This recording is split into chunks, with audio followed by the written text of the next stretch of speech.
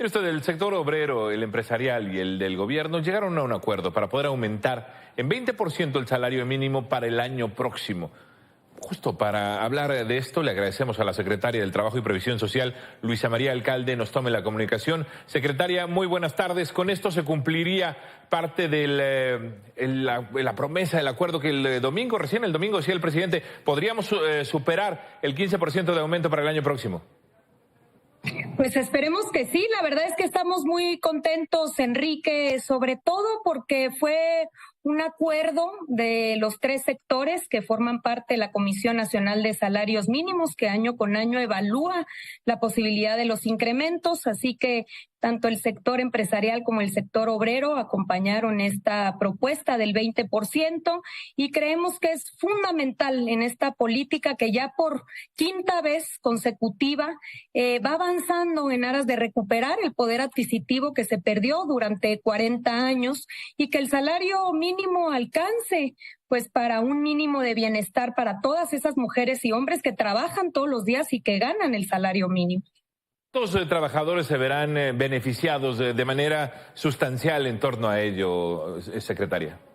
6.4 millones de trabajadoras y trabajadores que ganan el salario mínimo, por supuesto ellos de manera directa, pero hay que entender que es ellos, sus familias y también lo que significa para fortalecer la economía local, porque por supuesto que esos sueldos pues se gastan sobre todo en alimentos, en necesidades básicas y eso reactiva la economía.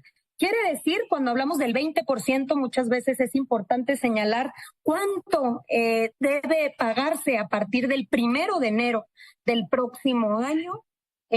Pasaremos de 172 a 207 pesos diarios y si lo vemos de manera mensual es pasar de 5,258 a 6,310. Y también recordar que en la zona libre de la frontera norte, es decir, los 43 municipios que se encuentran en el norte del país, que tienen un salario mínimo distinto, porque desde el primer año del gobierno del presidente Andrés Manuel López Obrador se duplicó, es decir, se incrementó en 100%, ellos también tendrán un incremento del 20% para 2023, lo que significa pasar de 260 a 312 pesos diarios, y si lo vemos en el monto mensual es pasar de 7,918 a 9,502 pesos mensuales.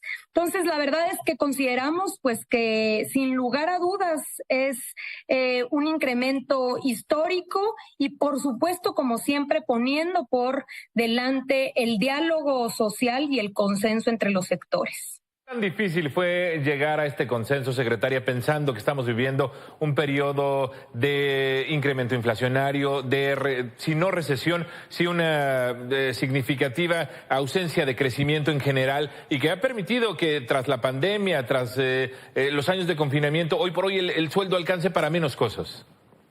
Pues yo creo que precisamente el hecho de tener una evaluación anual, una comisión que permanentemente esté evaluando que los incrementos no tengan efectos en la inflación, no tengan efectos negativos en el empleo, ha llegado a generar datos ya muy objetivos que le permiten al sector empresarial tener confianza en apoyar este tipo de políticas. Por eso reconocemos y celebramos que lo acompañen, porque precisamente entienden que derivado de la inflación, efectos pues externos que han venido a generar una alza en los precios, se necesita pues que todas las mujeres y hombres que ganan el salario mínimo puedan recuperar ese poder adquisitivo que se ha perdido también por efectos inflacionarios. Entonces, creemos que ya este mito histórico de que los incrementos generaban inflación, iban a generar distorsiones en el empleo, se han derribado y que al contrario tenemos bastante evidencia para demostrar que ha venido a fortalecer datos tan objetivos como que estamos en el máximo histórico de empleos formales. Actualmente en el IMSS registrados 21.7 millones de mujeres y hombres. Esa cifra nunca antes se había alcanzado. Y eso, como bien señalas, Enrique, a pesar de la pandemia y a pesar de los efectos externos, como es el caso de la guerra en Ucrania. Ahora, México comparado con algunos otros países emergentes, ¿qué tan significativo es este aumento que se tiene a partir de enero?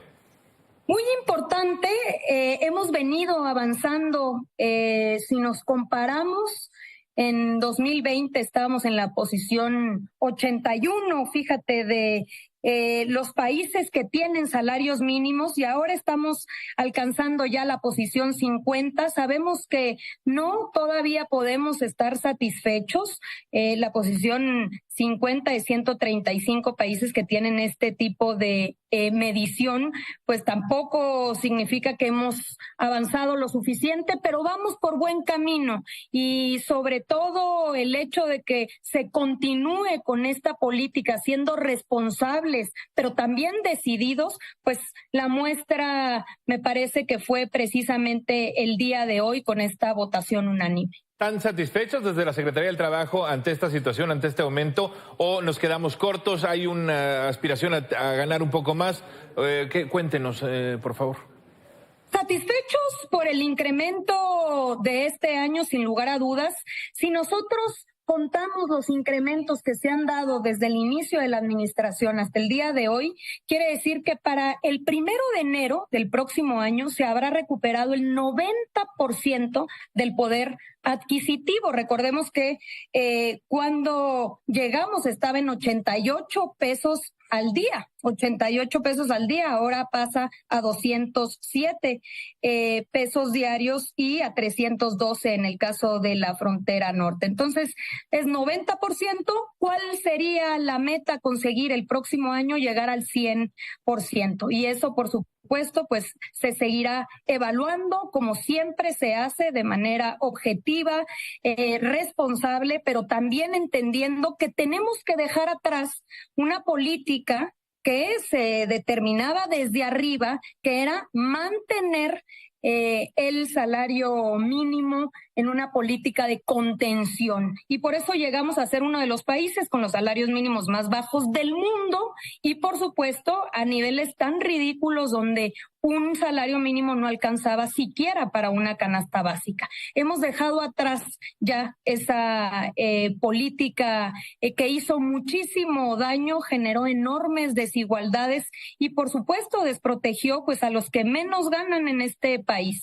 Por eso el consenso es de celebrarse, y sobre todo el hecho de que ya haya esta conciencia, incluso de que nos beneficia a todos, que no solamente son los 6.4 millones de personas que hoy van a ganar este salario mínimo, sino que esta serie de políticas laborales, de replantearnos una mejor distribución de la riqueza, porque también está el reparto de utilidades, los propios programas de bienestar han sido vías eficaces para una mejor distribución de la riqueza, y en aras de que se gane mejor, se fortalezca el mercado interno y por supuesto haya mayor poder de compra y dinamice la economía. Entonces estamos viendo buenos resultados, y yo creo que justamente esos resultados son los que hoy vienen a ponerse en la mesa y a convencer tanto al sector empresarial como al gobierno, como al sector obrero, que son decisiones correctas en beneficio de todas y todos. Por quinta ocasión se aumenta el salario. Con esta, ¿estarían pensando todavía buscar un poco más para el fin de este sexenio, o estaríamos pensando en mantenerlo así?